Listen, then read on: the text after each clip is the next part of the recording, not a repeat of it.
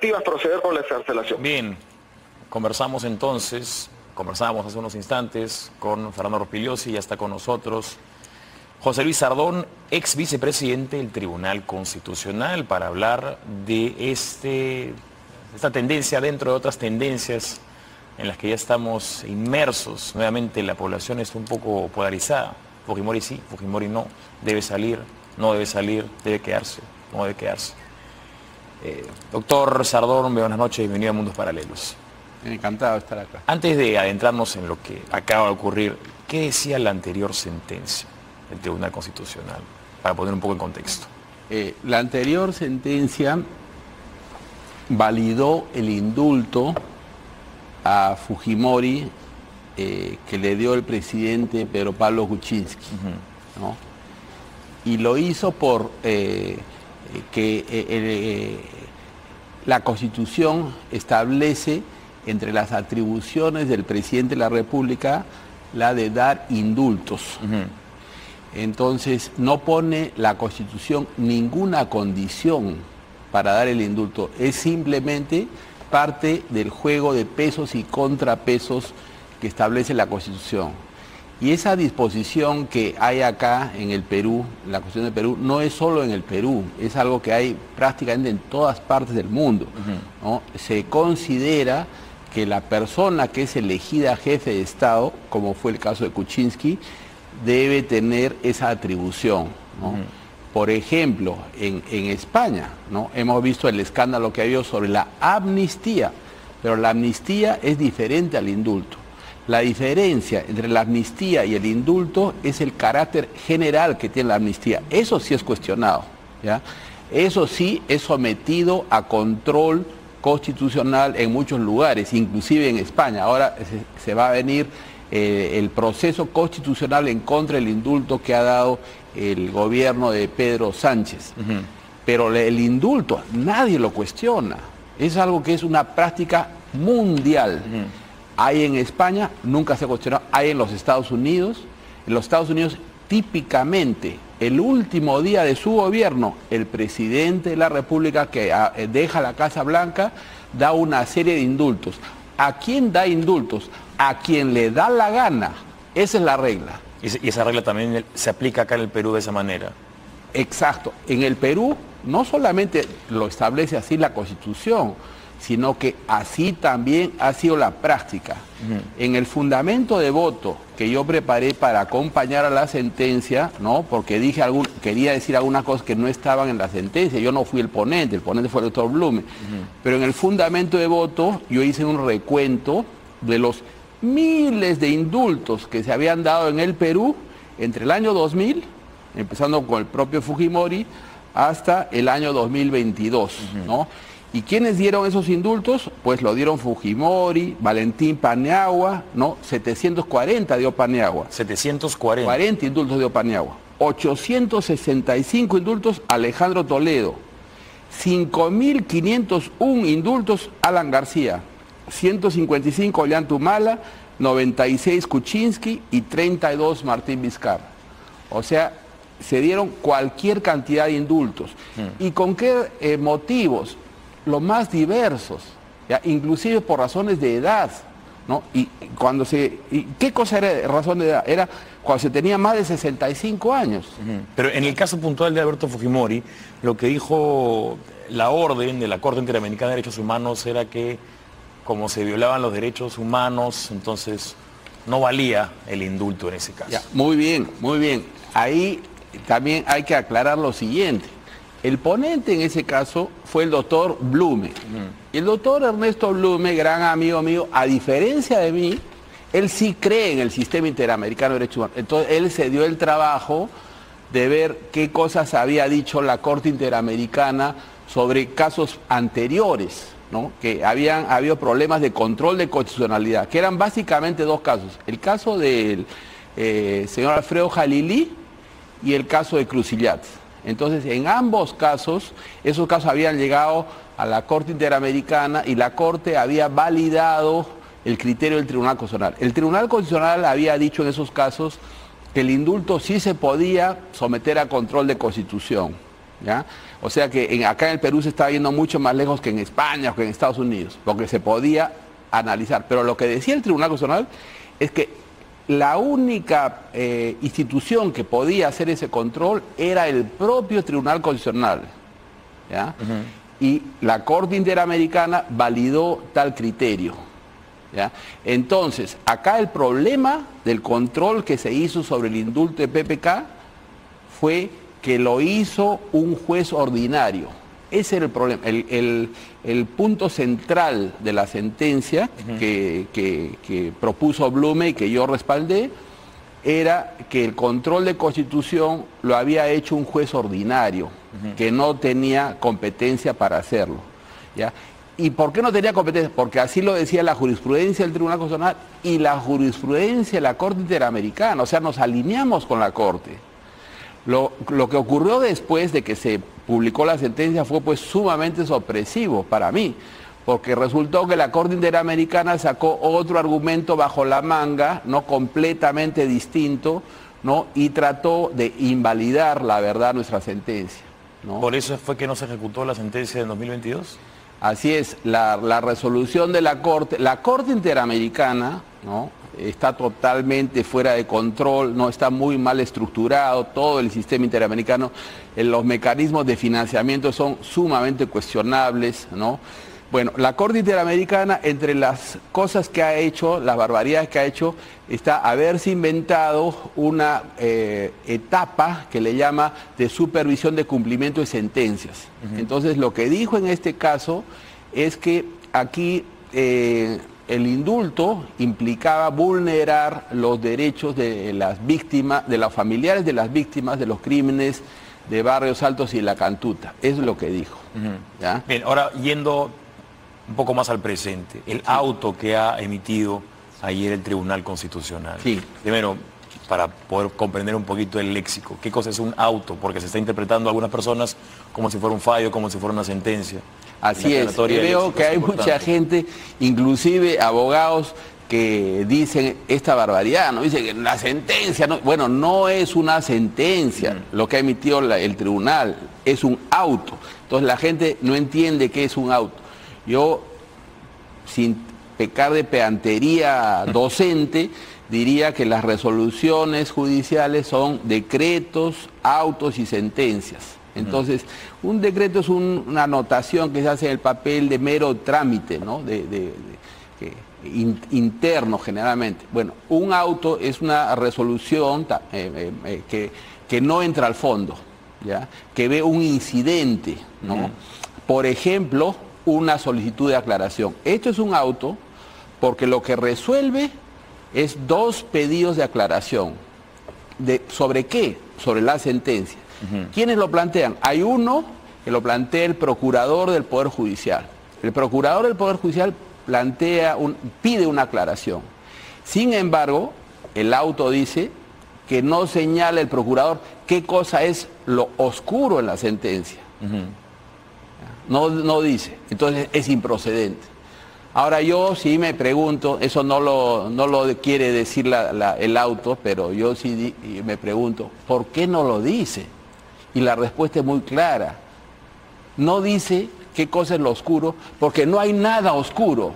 La sentencia es clara, está muy bien redactada por el doctor Blume, ¿no?, secundada por Ferrero y por mí, Augusto Ferrero, que en paz descanse, ¿no?, y por mí, ¿no?, que algún pequeño ajuste hicimos a la ponencia y no hay nada oscuro. Entonces, lo que hace el procurador, la verdad, mañosamente, es presentar un pedido de nulidad. Lo que está pidiendo en realidad es la nulidad, está impugnando la sentencia. Y eso no se puede hacer. El nuevo Código Procesal Constitucional del 2021, así como el anterior Código Procesal Constitucional del 2004, no admiten impugnaciones sobre las sentencias del Tribunal Constitucional. Ahora, con la comunicación del día de ayer, tú con la pericia que tienes por el trabajo amplio que has tenido constitucional, ¿es suficiente como para que se dé la orden de liberación a Alberto Fujimori o no? Por supuesto. El auto lo que dice es que no hay nada que aclarar, que la sentencia es clarísima. ¿Y qué dice la sentencia? Que el indulto vale. Bien, vamos a escuchar voces opuestas.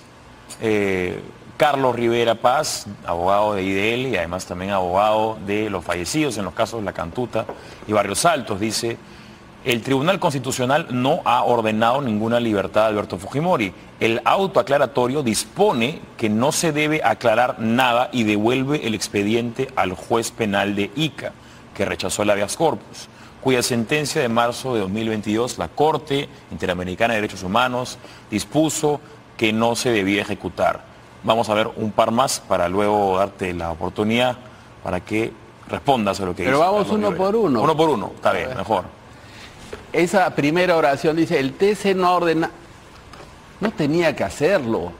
O sea, ahí se está, eso es una burda manipulación de la situación que había. El TC lo que tenía que hacer era resolver un pedido de aclaración.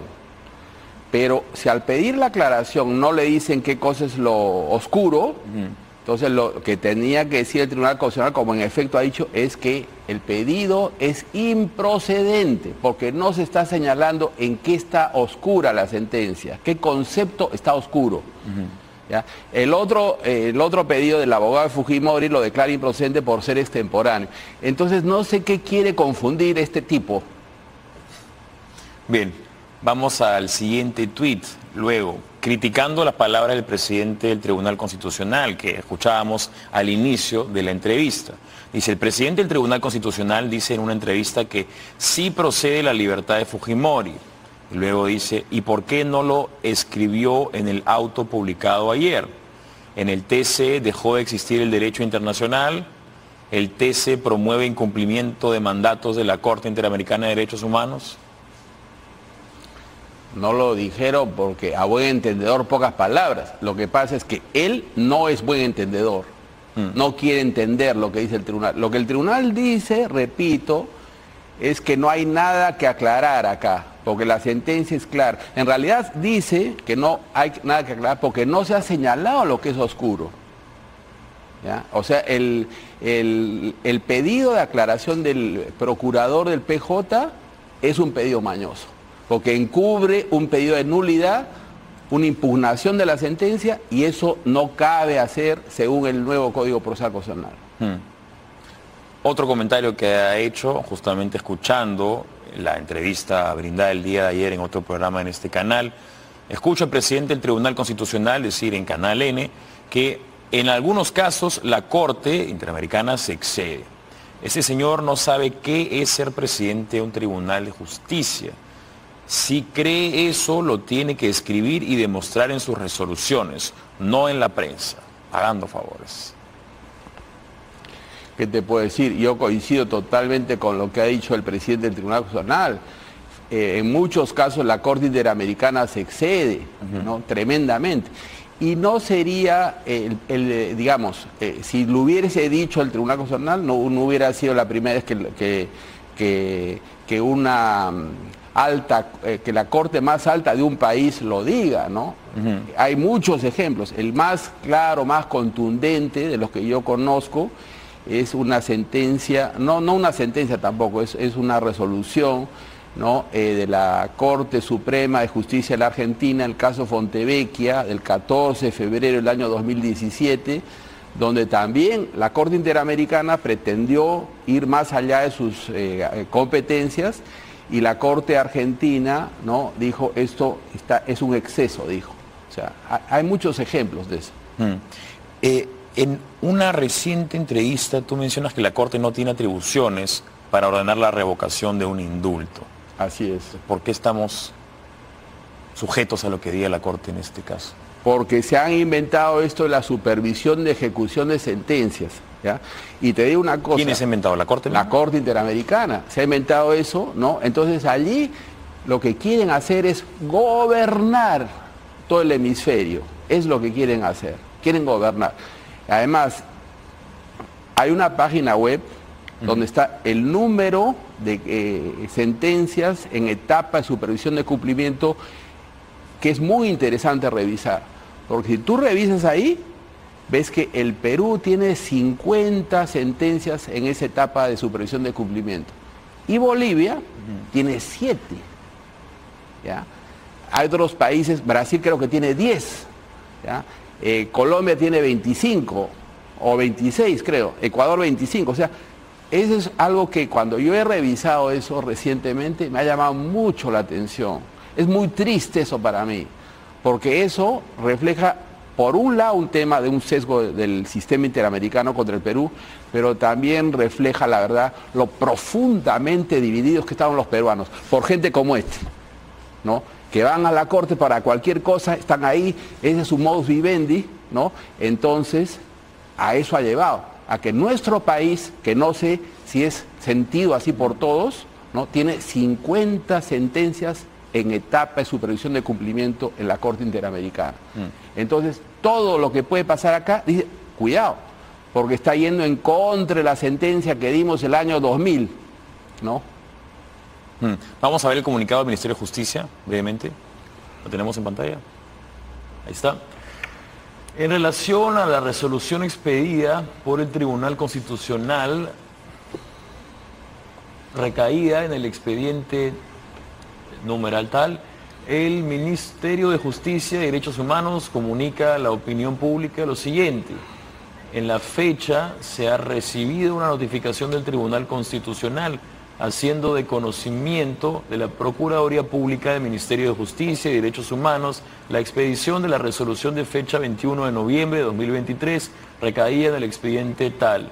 Al respecto, se informa que, conforme a lo dispuesto en la referida resolución, el juez constitucional de ejecución deberá expedir la disposición que corresponda en el marco de su autonomía jurisdiccional. El Poder Ejecutivo ratifica que, de acuerdo al mandato del artículo 118, inciso 9 de la Constitución Política, está obligado a cumplir y hacer cumplir las sentencias y resoluciones de los órganos jurisdiccionales. En cristiano, doctor, entonces ahora depende del juez de Ica decidir si sale o no. No depende del juez de Ica, de ninguna manera. Yo escucho también con preocupación que se dice así, el juez de Ica no tiene nada que juzgar, el juez de Ica tiene que ejecutar nada más. Pero depende de él ejecutar en todo caso. Tiene que hacerlo. El nuevo Código Procesal Constitucional, el artículo 27, numeral 2, dice que si no lo hiciera, si no acata la sentencia, el plazo es 5 días hábiles, el juez que ha expedido la sentencia, en este caso el Tribunal Constitucional, remite los actuados al Ministerio Público para que actúe de acuerdo con sus atribuciones. El Ministerio Público formula denuncia penal contra el titular de la entidad y los que resulten responsables, pudiendo exigir su prisión preventiva. O sea que acá el juez tiene que cumplir la sentencia del Tribunal Constitucional. Esa es la estructura del Estado que establece la Constitución. En la Constitución sería absurdo que un juez de ejecución controlase lo que ha resuelto el Tribunal Constitucional. Quienes integramos el Tribunal Constitucional nos sometimos a un proceso de selección, ¿no? En el caso nuestro, a una invitación, ¿no? Que en el caso de Blume y mío fuimos 2 veces invitados y 2 veces votados en el Congreso. Nosotros no estamos hablando así, nomás escondidos en nuestra casa. Nos sometimos a ese hecho público. Bien. José Luis Sardón, ex vicepresidente del Tribunal Constitucional, estuvo con nosotros en Mundos Paralelos. Muchas gracias, doctor, por estar con nosotros. Encantado. Bien, vamos a ir a una pausa y volvemos para continuar hablando de esta problemática que seguramente nos acompañará por el resto del año.